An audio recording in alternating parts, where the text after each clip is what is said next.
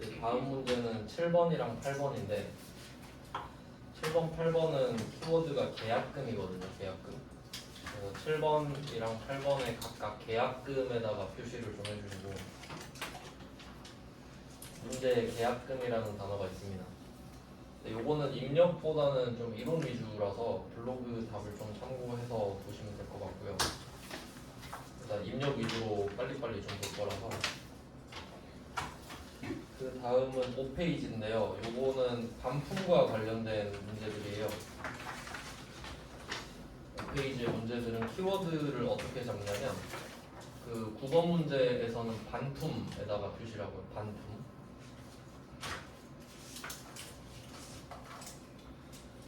9번에 반품 있고 그 다음에 밑에 비교 문제로 일반 점표 문제를 넣어놨거든요. 얘는 애누리에다 표시를 하시면 됩니다. 애누리.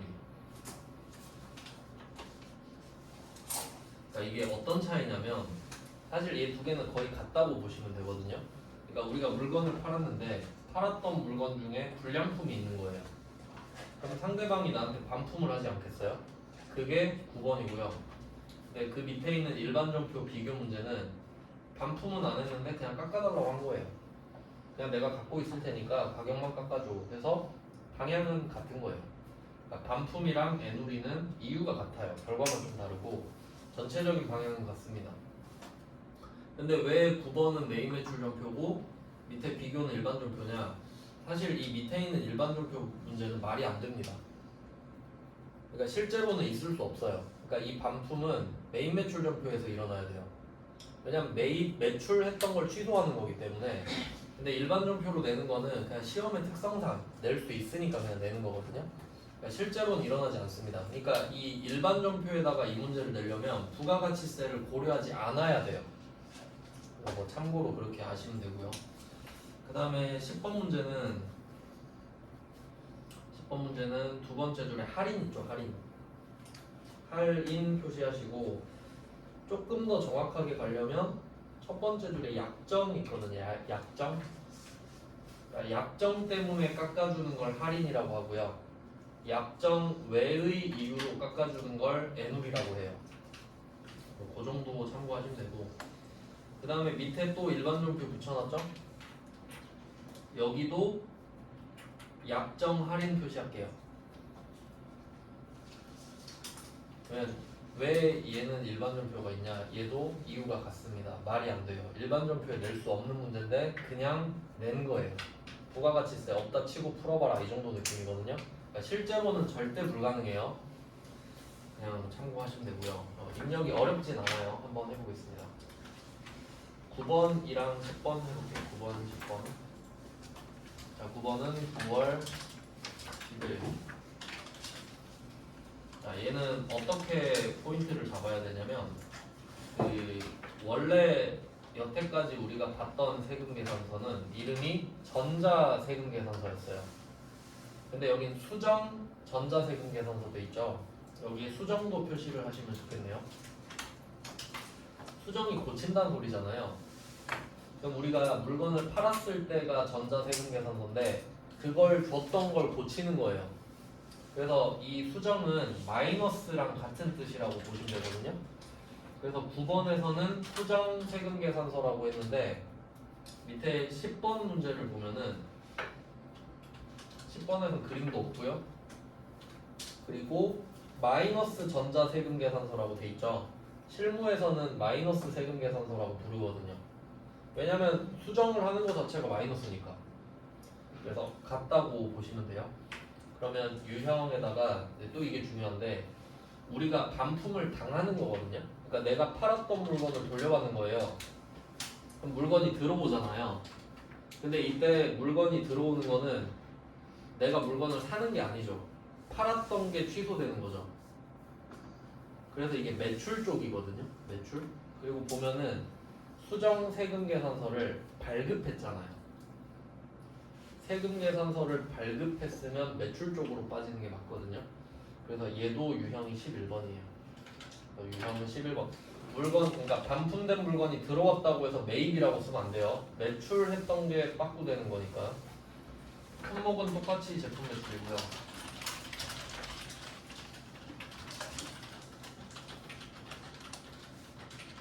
다음에 수량 단가, 수량 여기서 포인트는 수량에 마이너스 찍혀있죠. 그러니까 우리가 물건을 팔 때는 플러스로 쓰잖아요. 근데 그게 취소가 되면 마이너스겠지. 그러니까 예를 들면 애초에 팔았을 때 200개를 팔았다고 해볼게요. 그러면 세금 계산서 해서 예를 한번 들어볼게요. 세금 계산서 발급하겠죠? 그리고 수량 200 이렇게 써있을 거 아니야. 200개 팔았으면. 근데 상대방이 50개 반품한 거야. 그러면 우리는 수정 세금 계산서를 발급해줘요. 고쳐야 되니까. 그러니까 물건은 받는데 세금 계산 주는 거야 또. 왜냐면 수량 마이너스 50을 써야 되거든요. 그러면 이 두 개를 합쳐보세요. 내가 2장 줬잖아요. 그럼 150개 되지. 그럼 상대방은 150개만 갖고 있으니까. 그래서 이렇게 되는 거야. 그러니까 물건은 50개를 받지만 나는 주는 거지. 그래서 마이너스를 찍는 겁니다. 근데 가격은 마이너스가 있을 수 없죠. 수량은 플러스 마이너스가 있지만, 그래서 수량은 마이너스 50, 단가는 그냥 2만. 마이너스 100, 마이너스 10 이렇게 되고요. 그러니까 우리는 이제 110만 원을 돌려줘야 되는 거지. 거래처는 아무거나 할게요. 그다음에 전자. 수정 세금 계산서인데도 전자인 거죠. 그리고 뭐 전자 체크하시고 1번. 그다음에 붕괴는 우리가 원래는 지금 110만 원을 토해내야 되잖아요. 근데 지금 상황이 그 돈을 아직 다 안 받은 거예요. 그러면 내가 돈을 안 받았는데 줄 이유는 없잖아요. 그러면 110만 원 빼고 줘라고 하면 되기 때문에 외상 매출금에서 110을 빼면 되는 거예요. 그냥. 그러니까 이 상황에서도 2번을 쓰면 딱 맞겠죠.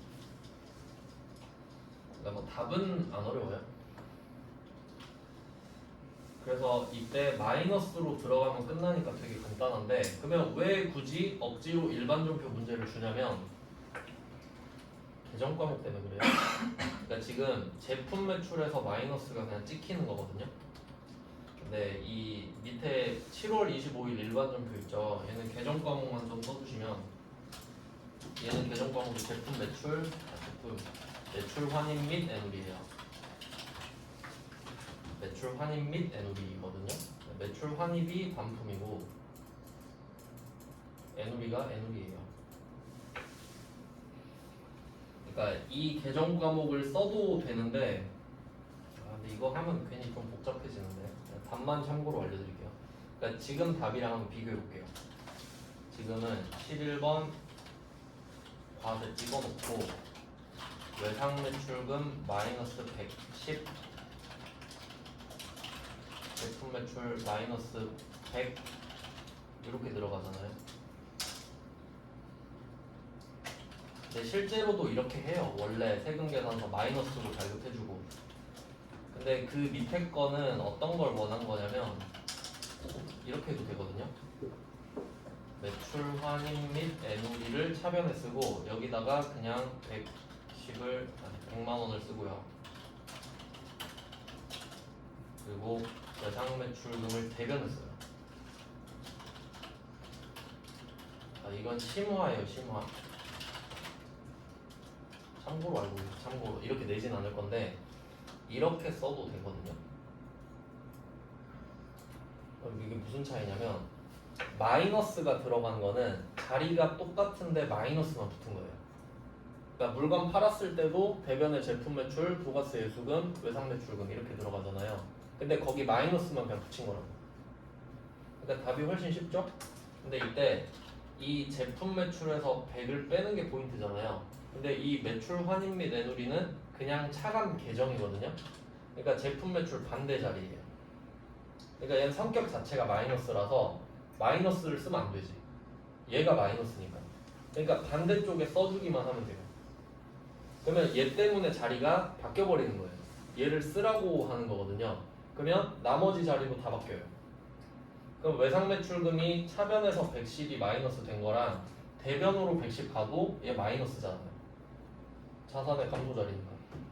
부가세 예수금도 마찬가지지. 그러니까 얘 둘은 같아요, 답이. 근데 이렇게 내지는 못하니까 그냥 매출 환입 및 애누리만 내고 싶었던 거야. 그래서 이 계정 과목을 쓰라는 소리예요. 밑에 일반전표 문제는. 그러니까 부가세를 고려하지 않은 상태로 일반 점표를 그냥 낸 거예요. 억지로. 말은 안 되지만. 그래서 계정 과목만 매출 환입 및 내놓이를 써주시면 돼요. 이렇게까지 물어보진 않을 겁니다. 그냥 그렇다는 거예요. 그래서 결론은 마이너스를 쓰는 건 안 어렵잖아요. 그렇게 하시면 된다. 그 다음에 10번도 뭐 똑같으니까 그냥 뭐 똑같이 해보시면 되고요. 근데 10번은 차이가 뭐냐면 얘는 할인이잖아. 2%를. 그러니까 수량의 마이너스가 아니에요. 금액만 마이너스 2%지. 그러니까 반품은 몇 개가 들어오잖아요. 직접. 근데 내가 2% 깎아주는 건 수량이 빠지는 게 아니지 않습니까? 그래서 그냥 얘는 금액에다 마이너스를 때리면 돼요. 그 정도 차이고 이거를 대표 문제로 봤고요. 그 다음에 지금 중요한 게 있어가지고 이걸 빨리 해야 돼가지고 이때 6페이지에 좀 중요한 문제여서 얘는 이론으로 설명을 좀 한번 해야 되거든요. 칠판으로 설명을 한번 해드린 다음에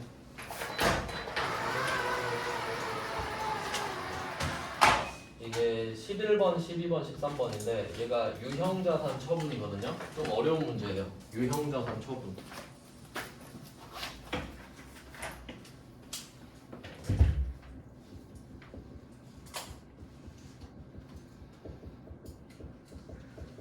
이게 전산회계 1급에서는 메인 매출 점표 중에 제일 어렵습니다. 그래서 좀 제대로 하시거나 포기하시거나 한번 해볼게요. 세 문제를 넣은 이유가 있는데 어려우니까. 이게 그 유형자산을 처분한다는 소리는 사용 목적의 물건을 산 거거든요. 그러면 유형자산을 샀다면 분명히 썼을 거예요.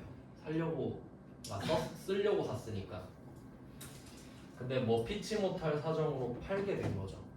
그래서 얼마에 샀고 얼만큼 썼는지 얼마에 파는지 이게 고려가 돼야 돼서 엄청 복잡해요. 그럼 일단 이 어떤 유형자산을 파는지랑 이 유형자산의 지금 현재 상태를 정리해 볼게요. 일단 11번은 기계장치인데 기계장치가 장부에 뭐라고 써 있는지 먼저 써볼게요. 11번은 기계장치 취득 원가가 2천만 원이래요. 기계장치 2천만 원에 샀던 건데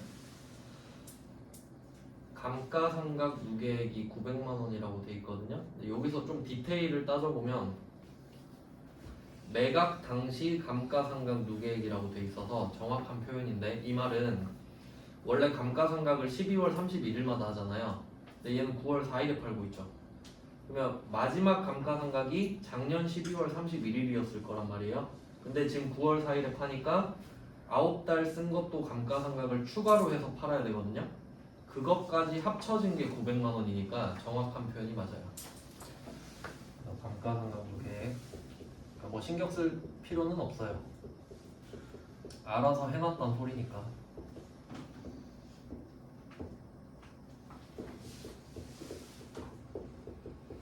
그러면 이 기계장치는 우리 장부에 1,100만 원으로 기록이 되어 있는 상태입니다. 감가상각을 900만 원어치 했기 때문에. 그러면 우리가 생각하기에 이 기계장치의 가치는 1,100만 원이에요. 그러니까 실제 가치가 아니라 그냥 우리 장부에 있는 가치예요. 그럼 이제 우리 입장에서는 이 장부 금액 1,100만 원이 기준이 되는 겁니다. 그러니까 이것보단 더 받고 싶겠지. 그럼 이제 얼마에 팔았나 보세요. 얘를 880만 원에 팔았잖아요. 부가세 포함해서. 그러면 실제로 손에 쥔 금액이 880만 원이잖아요. 근데 이 중에 80만 원은 내야 되죠. 부가세 걷어서 내야 되니까. 그럼 이때 처분 금액은 매각 대금은 800만 원으로 가야 돼요. 80만 원은 걷어서 낼 거니까. 그래서 뭐 매각 금액, 처분 금액, 매각 금액 같은 말이죠. 800만 원으로 쓰셔야 돼요. 그러니까 여기서 매각 금액은 부가세를 뺀 금액이어야 되죠. 800만 원밖에 손에 안 들어오니까. 자, 그럼 이 두 개를 비교합니다. 기분이 어떤지 봐요. 기분이 안 좋아야겠죠? 내 생각에 얘는 1100인데 800에 팔잖아요. 그럼 기분이 안 좋아요. 300만 원. 이게 처분 손실이에요.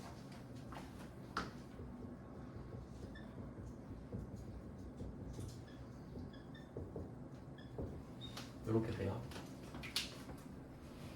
그래서 유형자산을 처분할 때는 이걸 먼저 따져놓고 문제를 풀어야 됩니다. 그냥 되는 대로 푸는 게 아니라 이걸 정리하고 이걸 분계로 옮겨볼게요. 그럼 우리 입장에서는 이 기계장치 2천만 원이랑 감가상각 누계 900만 원이 동시에 날아가야 되거든요. 근데 우리가 처음에 기계장치를 샀을 때 차변에 적었을 거예요. 기계장치 2천만 원, 현금 2천만 원 이런 식으로 가고, 감가상각을 했을 때는 차변에 감가상각비 얼마 한 방에 900만 원을 한 건 아니니까 그 대가로 감가상각 누계액이 들어가고요. 이런 식으로 회계 처리가 됐을 거거든요. 그러니까 기계장치를 샀을 때는 얘가 자산이었겠죠. 현금 자산 나가고, 그러면 사온 걸 쓰면 가치가 떨어지잖아요. 근데 기계장치를 마이너스 하는 게 아니라 감가상각 누계액이라는 차감 계정으로 대신 깎여요. 그래서 얘가 대신 깎여줍니다. 그러면 자산이 떨어졌으니까 비용 처리를 해야 되죠. 그게 감가상각비. 상각이라는 단어가 비용화를 말해요. 비용이 되는 걸 말해요. 그래서 이때 우리는 차변의 기계장치 요거랑 대변의 감가상각 누계, 이게 계속 쌓이고 있죠. 얘 두 개가 세트란 말이에요. 그럼 이때 이 기계장치가 나간다고 하면 X자로 풀어줘야 됩니다. 그래서 요걸 팔았다고 하면 대변의 기계장치가 나가고, 기계장치 2천만 원, 감가상각 누계에 900만 원 쌓였죠.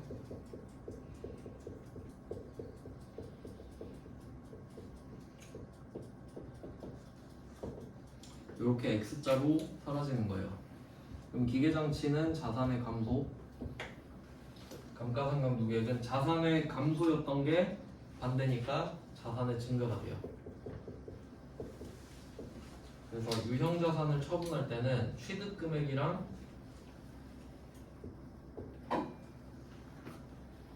감가상각 누계액을 같이 없애주는 게 포인트예요. 그러니까 세트로 없어져야 돼요. 왜냐면 얘 두 개를 없애야 장부금액이 날아가니까.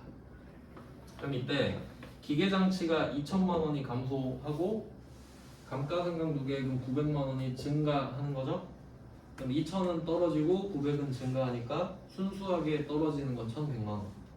1,100만 원 감소해요. 이게 1,100만 원이니까. 그 다음에 두 번째는 이걸 800에 팔았기 때문에 이거를 부가가치세가 80만 원이 붙어요. 부가세 예수금 아까 있던 거.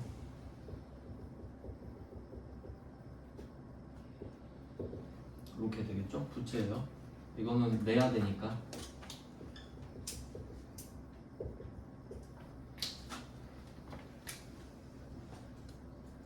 네, 2번입니다. 이거.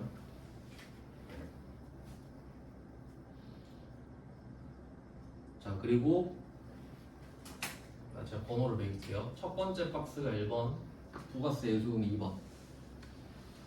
그 다음에 세 번째가 얼마를 받았냐거든요. 880을 받았겠죠? 근데 이걸 꼭 한 개로 받는 건 아니잖아요. 두 개가 섞여 있을 수도 있고 세 개일 수도 있고. 근데 이 문제에서는 880만 원을 보통 예금으로 받았어요. 그러니까 답이 되게 간단하죠. 그럼 보통 예금 880만 원, 자산의 증가. 얘가 3번. 그러니까 3번은 한 개일 수도 있고 두 개일 수도 있고 세 개일 수도 있고. 근데 지금은 그냥 한 개인 거예요. 그러니까 얘가 3번. 이렇게 되는 거거든요. 그러면 1번이 마이너스 1,100만 원이잖아요. 1번이 마이너스 1,100만 원. 그리고 2번과 3번을 같이 보세요. 내가 880만 원을 받은 이유는 80만 원을 내야 되기 때문이죠. 그럼 2번, 3번을 합치면 플러스 800만 원이에요. 그러니까 1번은 마이너스 1,100만 원. 내가 1,100만 원 줬잖아요. 근데 받은 건 800이에요. 그럼 기분이 300 안 좋죠? 그럼 300B거든요. 처분 손실 300. 얘가 차변이에요. 유형자산 처분 손실.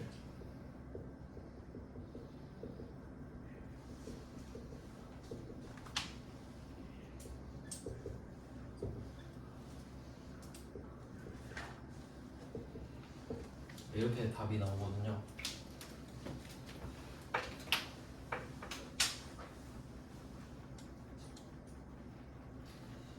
그래서 뭐 이런 식으로 문제를 푸시는데 여기서 3번이 중요해요. 3번이. 그러니까 이게 제일 쉬운 문제인데 밑에 건 여러분이 푸셔야 되는데요. 블로그에 답은 다 있어요.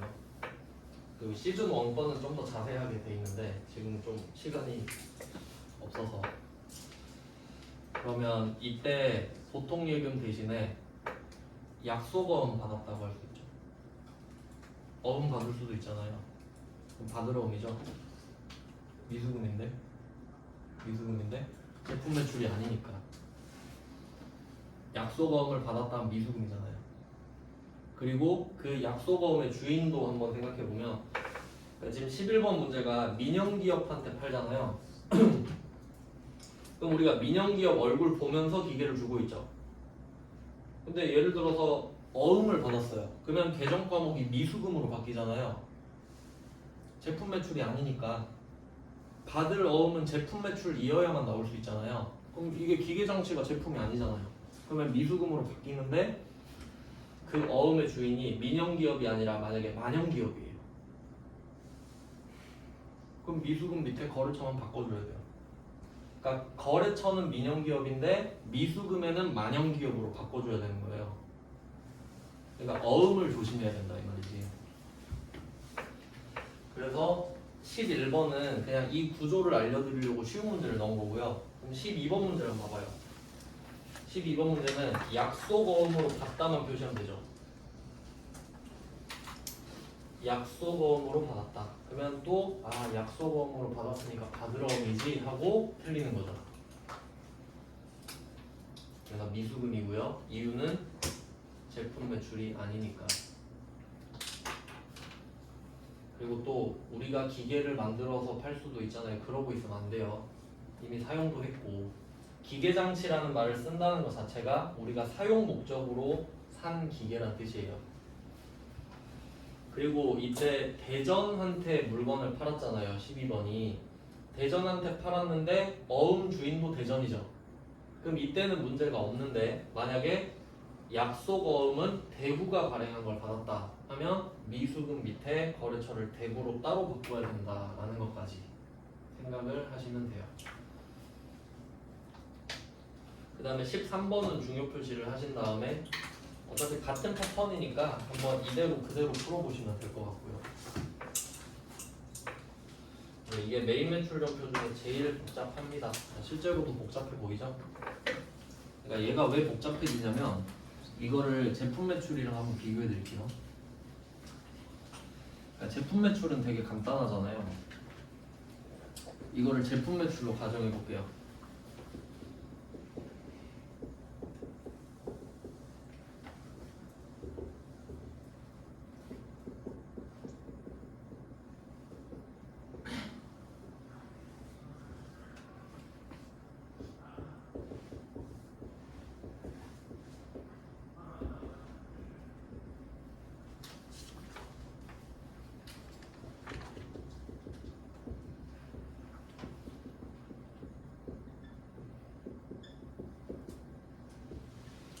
우리가 지금까지 한 제품 매출을 비교를 딱 해보면은 이때 이 제품 매출 800만 원 요게 1번이에요. 혼자가 1번이에요.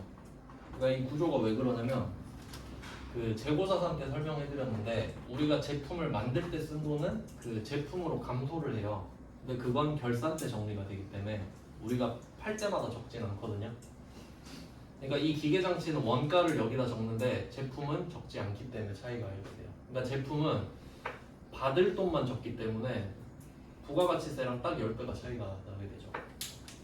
근데 이거 1번 부가세 수금, 2번 보통예금, 3번 2번, 3번은 똑같잖아요. 2번, 3번은 똑같죠? 1번에서 차이가 나는 거예요. 그러니까 이 1번에서 아다리가 안 맞기 때문에 얘가 튀어나오는 거예요. 뭐 요 정도로 보시면 돼요. 그러니까 요건 좀 절차가 복잡하니까 이거 먼저 하고 이렇게 적용하면 된다. 이렇게 보시면 돼요. 이게 그나마 제일 쉬울 거예요. 그래서 이걸 시험지에 적어놨다고 가정하고 보고 입력을 하는 거죠. 그러니까 사실 앞에 했던 것들은 안 적어놓고 그냥 보고 입력해도 되거든요. 그 정도 수준은 쉽죠. 근데 이런 것 때문에 적는 습관을 들이려고 하는 거예요. 자, 한번 입력해 볼게요. 이거 보고 입력한다 치고.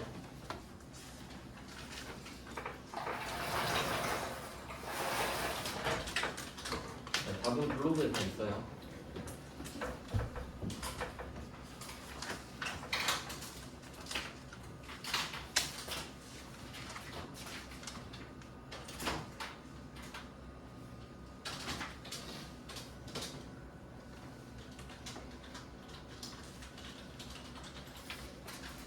자, 그러면 11번만 입력을 한번 해볼게요. 12, 13번은 개인적으로 풀어보시고요. 11번은 9월 4일이죠. 9월 4일. 유형은 세금 계산서를 발급했으니까 11번입니다. 자, 유형은 오로지 세금 계산서 때문에 결정이 된 거예요. 그 다음에 품목은 드디어 제품이 아닌 게 나왔어요. 품목은 제품 매출이라고, 아니 기계장치라고 쓰겠습니다. 그 다음에 공급가액. 이것도 좀 헷갈릴 수 있는데 지금 이 공급가액을 적는 이유가 부가가치세 때문이거든요. 그러니까 우리가 지금 80만원 내야 되잖아요. 그럼 800에 팔았기 때문에 80을 내는 거죠. 그러니까 매각 금액은 파는 거. 그러니까 여기다가 2천만원 쓰시면 안 돼요. 2천만원은 살 때 썼겠지. 살 때. 지금 팔고 있는데 2천 쓰면 안 돼요. 800 쓰시면 돼요. 거래처는 민영기업. 먼저 발급. 그 다음에 분계는 얘는 절대로 혼합밖에 안 됩니다. 분계가 여러 개 있으니까 혼합 쓰시고.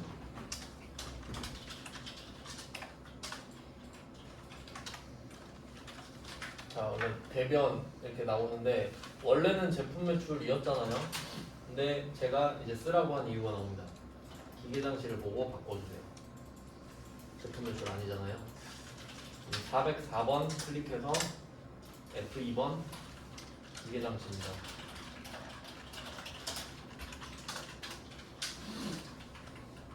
네, 이렇게 되고요. 그리고 아까 답 적어놨잖아요. 미리 기계장치가 2천만 원이죠. 그럼 또 바꿔야 돼 금액을. 그러니까 얘는 암산으로는 좀 힘들어요 문제가. 그러니까 800만 원을 2천만 원으로 바꿔주세요.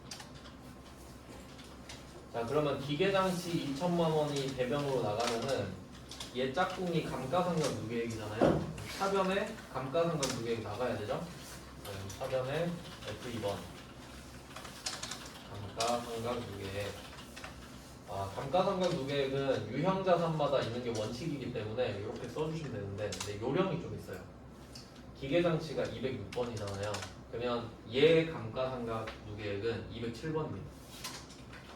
그래서 F2번으로 검색하셔도 되는데 여기 포커스 간 다음에 그냥 207 이렇게 쓰셔도 돼요. 바로 나옵니다. 시간을 좀 아낄 수 있겠죠. 그리고 또 금액을 바꿔줘야 돼요. 900만 원으로. 그러니까 되게 번거롭습니다. 이거는. 네, 2천에 900만 원까지 했고요. 그러면 이게 아까 제가 박스로 번호 매겨드렸잖아요. 기계장치랑 감가상각 누계액이 세트로 1번, 그리고 부가세 예수금이 2번이랬죠. 1번, 2번, 1번, 2번. 그럼 3번이 얼마를 받았냐잖아요. 보통액은 880. 이런 식으로 머리에 체계가 그려져야 돼요. 그리고 또 차변해서 보통액은 880으로 또 바꾸고. 그러니까 얘는 다 바꿔야 돼요.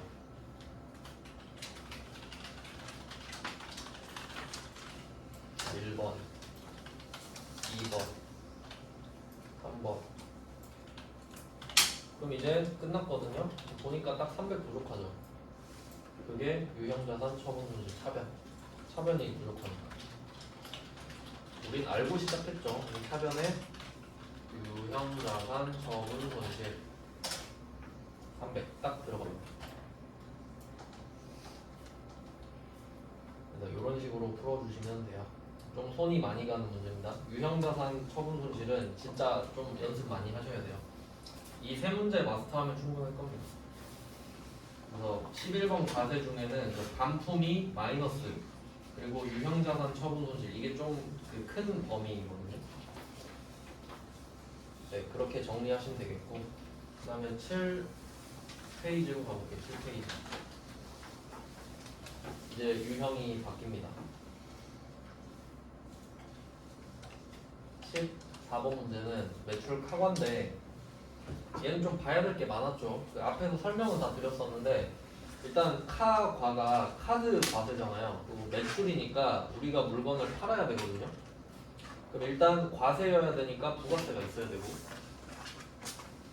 물건을 팔아야 되고 그리고 또 세금 계산서를 주면 안 돼요. 왜냐면 세금 계산서 주면 11번 과세로 빠져버리기 때문에 뭐 그런 것도 있고 그냥 바로 입력하겠습니다.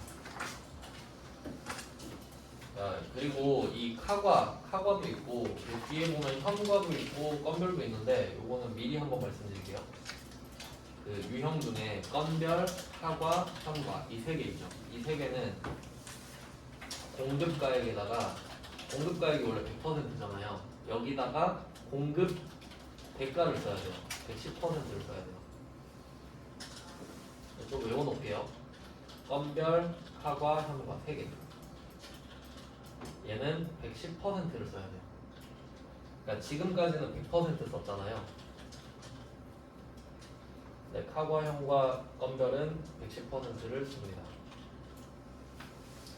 저는 이걸 어떻게 외웠냐면 원래 기업끼리 거래를 할 때는 카드, 현금영수증 잘 안 해요. 어음으로 거래하잖아요. 신용거래를 하는데 근데 개인이 나한테 물건을 사갈 수도 있잖아요.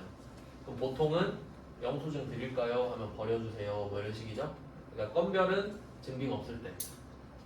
그 다음에 카과는 카드 전표. 현과는 현금 영수증이잖아요. 그러니까 이 세 개는 주로 개인한테 팔 때. 주로 대상이 개인이란 말이에요. 물론 법인한테도 카드 전표를 줄 수 있는데 주로 개인이란 소리 주로. 여러분이 신용카드 많이 쓰고 현금 영수증 해달라고 하고 영수증 버려달라고 많이 하니까. 그러면 우리 입장에서는 물건 가격이 100%랑 10%로 나눠져 있다고 생각 잘 안 하잖아요. 편의점 가서 1,100원 써 있으면 그냥 1,100원이구나 라고 생각하지. 그러니까 개인한테는 110%로 보이니까. 저는 이렇게 기억을 했거든요. 그러면 지금 배우고 있는 게 카과잖아요. 그럼 여기서는 110%. 그럼 14번에서는 165만 원이죠. 165만 원을 써야 된다는 소리예요. 카과니까. 네, 그러면 한번 써볼게요. 10월 2일. 우리가 카드 점포를 발행했는데 여기에 부가세가 붙어 있으니까 카과가 되는 거죠. 유형은 17번이 되겠네요. 그럼 얘는 문제 풀 때 매출 카과 정도를 써주면 되죠. 그러니까 우리가 받으면 매입 카과인데 줬으니까 매출 카과죠. 유형은 17번. 품목은 제품 매출이죠. 그 다음에 수량 단가는 나와 있지 않으니까 넘어가시고 공급가액 여기가 원래 100%잖아요. 그러니까 원래는 150만 원을 써야 되죠. 근데 얘는 카과잖아요. 건별 카과 현과는 110% 금액을 써요. 165만 원을 쓸게요. 165만 원. 이걸 쓰면 알아서 쪼개지거든요. 그러니까 이거를 외우고 있으면 제일 좋은데 근데 보통은 시험장 가잖아요. 까먹겠죠. 그러니까 이 정도는 돼야 돼요. 만약에 내가 이 카과 문제가 나왔다. 17번 제품 매출 쓰고 네, 여러분이 또 그날따라 암산이 잘 돼요. 그럼 공급가액이 150만 원 쓴단 말이에요. 그럼 이때 금액이 쪼개지죠. 그럼 이때 어떻게 할 거냐? 다시 쓰면 돼요. 막 울고 있으면 안 되잖아요. 시험 보다가. 이때 잘못 쓰면은 그냥 150, 15만 원 이렇게 고치셔도 되고 제일 좋은 거는 아 맞다 얘는 110%를 쓰는 거였지 이때 떠올라도 늦진 않는다는 거예요. 근데 왜 이러지? 이러면 이제 당한 거지. 그럼 이때 삭제하는 법을 알려드릴게요. 앞에 체크박스 있죠. 체크박스를 눌러서 F5번을 누르면 삭제가 돼요. F5번은 삭제입니다. 단축키가 중요한 게 F2, F5 플러스 정도예요. 나머지 별로 밑에 도움말이 다 뜨니까 삭제를 하고 다시 쓰면 되잖아요. 17 카과, 제품 매출 여기다 165만 원 다시 쓰면 되지. 그러니까 이 정도만 돼도 된다 이거지. 그러니까 빨리 하면 되니까. 그러니까 제 생각에는 한 방에 딱 맞히는 것보다는 틀려도 빨리 고치는 게 더 그 실력인 거라고 생각을 해요. 뭐 나도 까먹을 수 있으니까 그냥 틀릴 수도 있다 생각하고 빨리 고쳐야겠다 생각하시면 돼요. 그 다음에 거래처는 약수나라네요. 네, 약수나라 대신 약수나라라고 쓸게요. 그 다음에 이때는 전자의 체크가 안 되거든요. 참고로 이 전자는 한정적이에요. 이름에 계산서가 들어가는 애들만 전자냐 아니냐라고 물어보거든요. 그러니까 계산서, 세금 계산서, 영세율 세금 계산서 이런 애들만. 그러면 신용카드 매출전표는 계산서 안 들어가잖아요. 그럼 신용카드 매출전표랑 현금영수증은 전자 개념이 없어요. 그냥 카드 전표, 그냥 현금영수증인 거지. 그러니까 안 물어봐요. 그래서 전자는 체크 자체가 안 되는 거죠. 그리고 또 특이한 게 얘가 포커스가 바로 밑으로 내려가 버리죠. 그러니까 이 밑에 있는 애들이 가끔씩 있는데 얘 위치가 어떻게 되냐면, 자 위쪽에 보면 전자랑 분계 있잖아요. 이 사이에 있어요. 그러니까 전자 다음에 내려갔다가 얘 표시하고 다시 분계로 올라오는 순서거든요. 근데 얘는 전자가 체크가 안 된다 그랬잖아요. 그러니까 거래처를 고르자마자 바로 내려가지는 거지. 그 다음에 여기 신용카드사도 F2번을 누르면 원래는 골라지거든요. 근데 없으니까 그냥 넘어갈게요. 원래는 여기서 BC 카드를 골라줘야 되거든요. 그리고 이거 보는 법을 한번 생각해 보면은 그 서명하는 거 보세요. 서명. 이 신용카드 매출전표 오른쪽 밑에 약수 써 있죠. 근데 우리가 물건을 팔았잖아요. 그럼 서명은 쟤가 있겠죠. 그러니까 쟤가 약수나라예요. 그럼 우리 이름은 뭐냐? 가맹점에 용인전자라고 써 있잖아요. 우리가 용인전자인 거고. 근데 뭐 그것까지 알 필요는 없어요. 왜냐면 회사 이름은 오른쪽 위에 떠요. 이런 식으로. 여기 써 있는 게 내 회사겠지. 그러니까 이 회차에서는 용인전자가 써 있었겠죠. 그리고 또 왼쪽 위에 보면 BC카드 써 있잖아요. 이걸 찾아서 써주셔야 된다는 거죠. 여기다. 네, 뭐 이런 내용이고요. 지금은 없으니까 그냥 했다 치고, 자 골랐다 치고 엔터 쳐서 넘어가면 자 분계 나오잖아요. 그럼 이게 카과니까 카드 거래가 성립이 됐잖아요. 그럼 이때는 4번을 써도 된다는 거지. 그러면 4번을 딱 누르면 카드가 딱 뜨면서 미수금이 나오죠.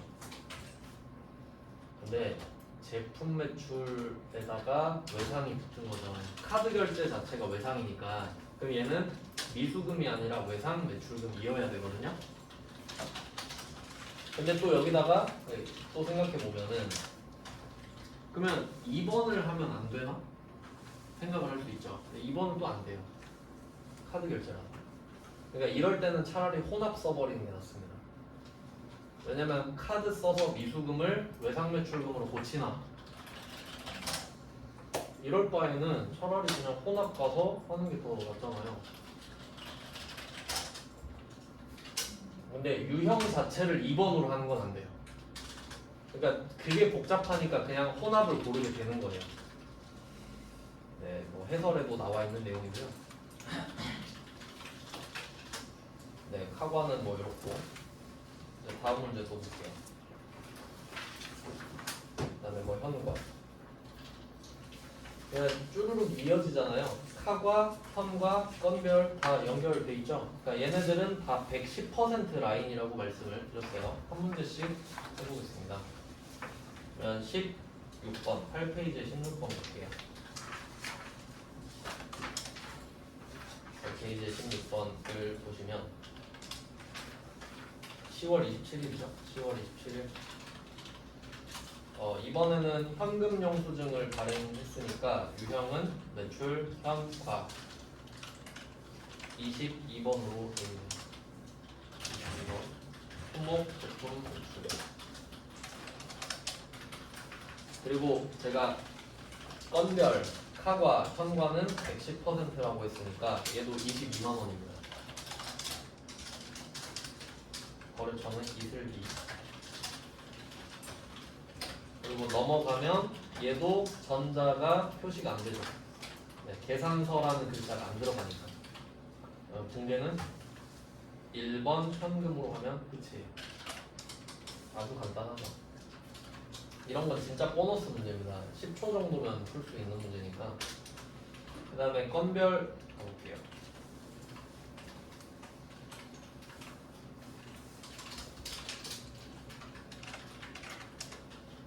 네, 건별은 세 문제를 넣었거든요. 좀 이때 표시 다 했었죠? 건별은 세 가지 사례가 있습니다. 18번이 첫 번째 사례인데 아무것도 안 준 경우죠. 증빙을 발행하지 않았다. 그래도 부가세는 내야 된다가 건별입니다. 그 다음에 19번은 간이형 수증을 발급했다. 근데 간이형 수증 발급한 거는 국세청이 알지 못하거든요. 그러니까 아무것도 안 준 거랑 똑같이 취급을 하는 거고 그래도 부가세 내야 되고요. 20번은 거래명세도 똑같습니다. 한 문제만 할게요. 18번 12월 24일 유형은 아무것도 없다. 건별이죠. 14번 품목은 제품 제출입니다.